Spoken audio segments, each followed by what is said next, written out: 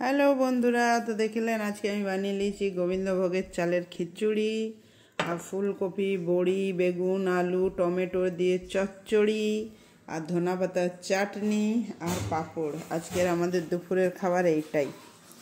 তো বন্ধুরা, গোবিন্দভোগের চালের খিচুড়ি দারুণ লাগে, একদম ভোগ প্রসাদের মতন। ঘি দিয়ে বানালে একদম অসাম লাগে। এই দেখুন, খেয়ে বলবো আপনার দিকে। দারুণ, একদম ঝাক্কাস। আর এই চচ্চড়ি ফুলকপির ডাঁটার বড়ি দিয়ে খুব সুন্দর লাগে, খুব সুন্দর। এই দেখুন, আরেকজন খাবে।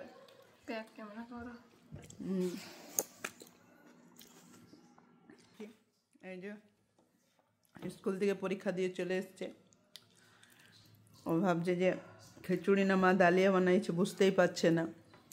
মশলা খিচুড়ি বানিয়েছি, পালং শাক, ফুলকপি, টমেটোর, আলু দিয়ে পরে বানিয়েছি। এখন গাজর আর মটরছিমি ছিল না, তার জন্য এগুলো দিয়ে বানিয়েছি। মস্ত, খেয়ে দেখ কেমন হয়েছে।